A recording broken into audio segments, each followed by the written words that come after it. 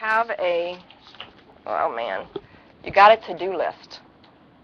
When you write it down, I've always heard this too, and it's true, when you write it down, you feel compelled to do it because you wrote it down. You made a promise. And you made a promise to your fellow members in there that you'll do this. And one of the things I wrote was that I would be more disciplined and get up in the mornings and start doing a devotional. Because I can think of a million reasons why I'm not going to pray. I don't have time. I get up, I'm running for the day, and I'm done. And it's so easy to not pray. Yeah, we all believe, but I mean, how much do we really pray? I didn't, because God was in that box, and I prayed when I wanted to and when I needed Him. So this made me start. So I felt like I had a good start, and I was praying. That night, I didn't sleep. I prayed for 8 hours. 8 solid hours. I would look over at Gary. He'd be wide awake. I had the best conversation with God that I'll probably never have again in my life. Not in this lifetime. But you know, when I was doing my devotionals, it was funny. I had started, and it probably had been only 2 or 3 weeks. And I would set my alarm just for a few minutes earlier than what I normally get up, and it's like my eyes would pop open an hour ahead of time. It was like God saying, get up. I said, get up and get up now. And I get up. And I'm usually groggy, but I don't. I get up, I go straight to my Bible, and I start reading. I don't think that was good enough, though. It wasn't good enough because He had a lesson for me to learn, and it took this to do it. You know, they always talk about religion versus relationship. It really is. It's all relationship. You have to commit to what you say you're going to do. I agree. And it is accountability. And it helps to have accountability. And that's what we're all here for. So, like when Joe tells us to do our homework, we really need to do our homework. And we find a million reasons not to do it. Ask me if I know the Bible scripture tonight. No, I don't. But I'm going to know it next week. There was also, Keith had brought me this while I was, sorry, Joe, I know I said 10 minutes. I prayed and I read the whole time. So, I never like to ask God for anything for me, so instead of asking for Him for healing, I just kept telling Him, whatever is your will, not mine, because I've been doing my will all my life, and look where it's got me. I haven't served you. So I just want to read like 3 things out of here that this really spoke to me. It's in Proverbs. Death and life are in the power of the tongue, and they that love it shall eat the fruit thereof. Of course, that's King James Version. But there is power in the tongue, because when you look at it this way, in the first chapter of Genesis, you will notice that every time God spoke, creation took place. Words are the carriers of faith, and we have to speak it out loud. We speak it out loud. We speak it into existence. And if I speak out loud that I'm going to die, then I'm just setting myself up for it, because there's power in what I speak. This one, of course, Hebrews 11:1, faith is the substance of things hoped for. This one, the last one, this is the one that got me. The words of Jesus ring very clear concerning this matter. Daughter, thy faith hath made thee whole. And I think that's what made me whole, was my faith. And Joe kept telling me that. He said, you've got to believe, you've got to have faith that everything's going to be okay. Not if the CAT scan comes out all right. You've got to really believe, and you've got to believe it with your soul from the inside out. You've got to have no doubt whatsoever, because if you do, guess who's right there behind you on your shoulder? Satan. He's right there.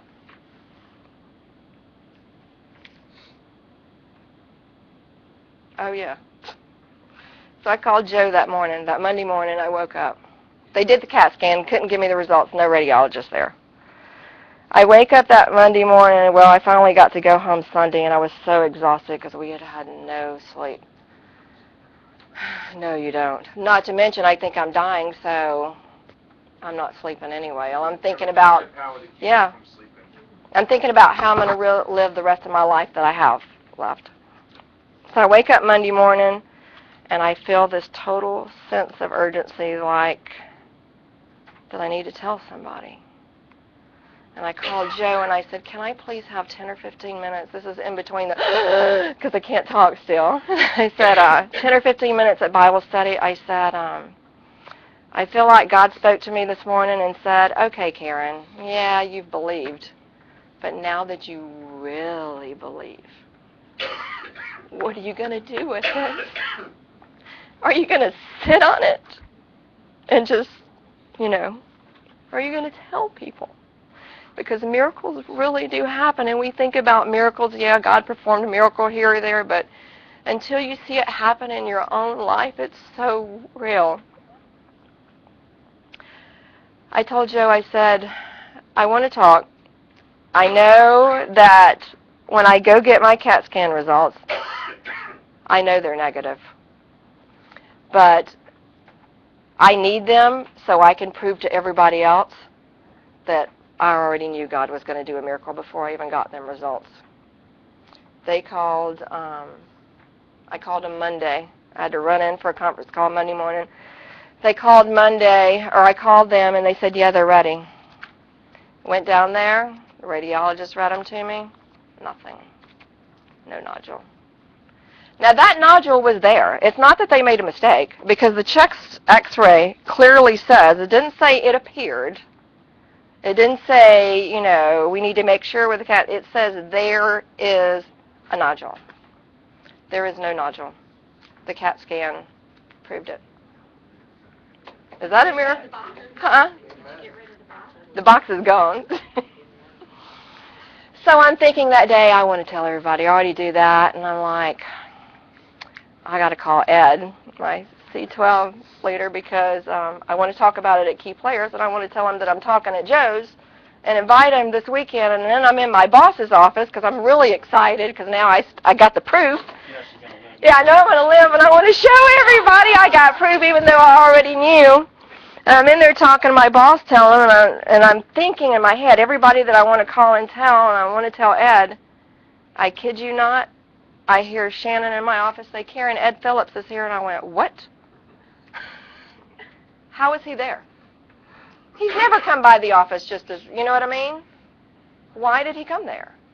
Because God led him there, because God was listening. Gary doesn't want to tell you all this part, but I'm going to tell you because he emailed some people. And, of course, I didn't know this happens because I keep trying to get him home. You can read it or I can read it.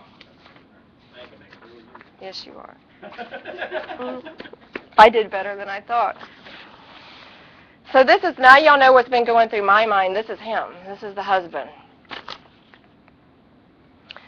He calls it the untold story.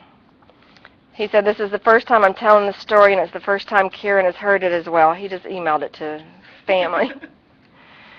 He said, I think it's a story of obedience more than anything else. As you guys may know by now, Karen's CT scans came back, and they showed no sign of nodules on her lungs. I tell this story in print because I know I would become too emotional telling it out loud in person. Nevertheless, I have to share or God would not get the glory. 2 o'clock in the morning, a.m., this is on Sunday morning. When we first got the news, we were devastated. Your heart drops and your stomach turns and you feel sick. You cry and you pray. Boy, do you pray.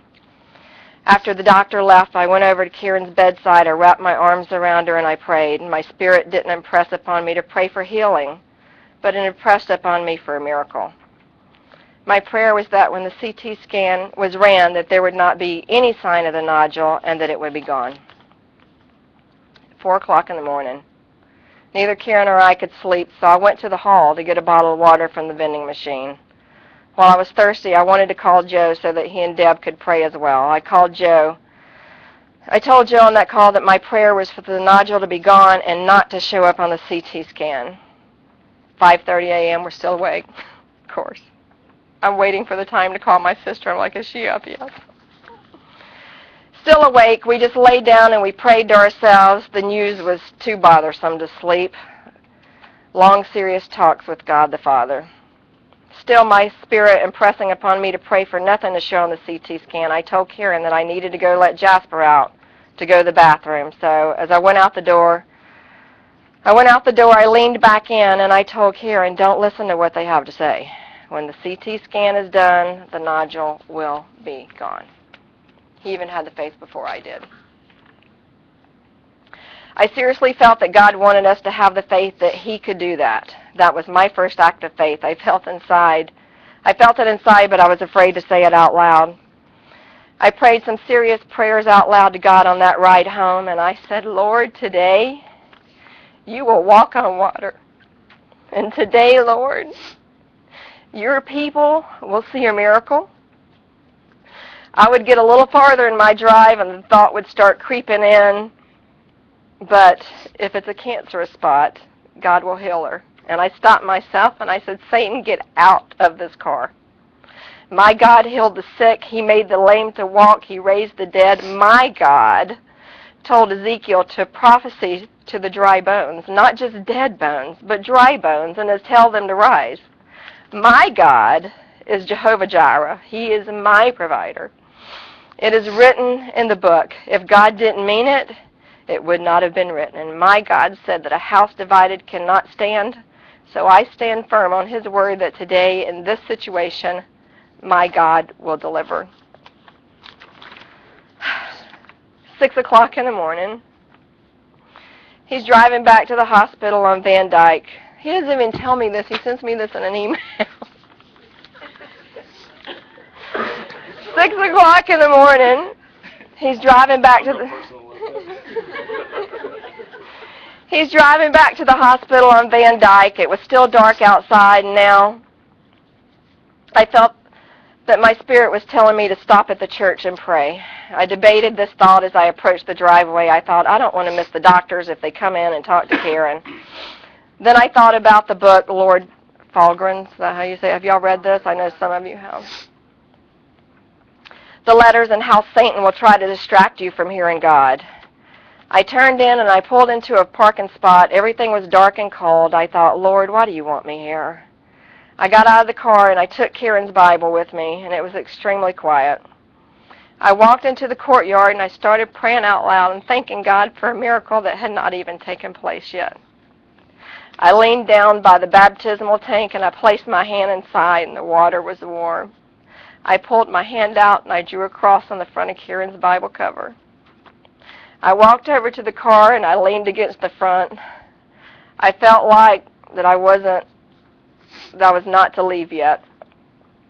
I thought, is someone coming to the church that I should pray with? Maybe somebody gets in early. How will I approach them? It looks very odd.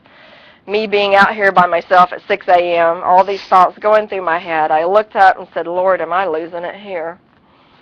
As I was looking up in the sky, I saw the steel beams out front of the church that formed the shape of the cross. As I looked at the cross, my spirit said to me, I was there for you then, and I'm here for you now.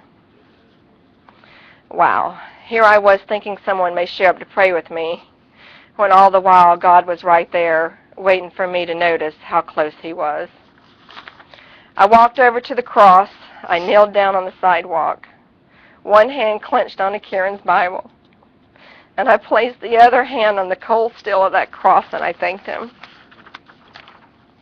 You talk about a powerful moment. It was like I had prayed through and reached the throne. As I drove back to the hospital, a song came to mind. It was one my brother and sister-in-law sang. It was one of his mom's favorite songs. He got back to the hospital, and he placed the Bible beside me on the bed. It's not all about us. It's about him. It's about listening for his voice. It's about obedience. It's about giving him praise and glory. Our God is a miracle maker, and it's such a comfort to know you have a true personal relationship with him during the good times prior to the bad. When you can still get caught off guard at first, God can still put it back in perspective. When you listen for his voice and you're obedient to it, if you hear it and do nothing, it's all for naught. It's all or not. That's my story. Yeah.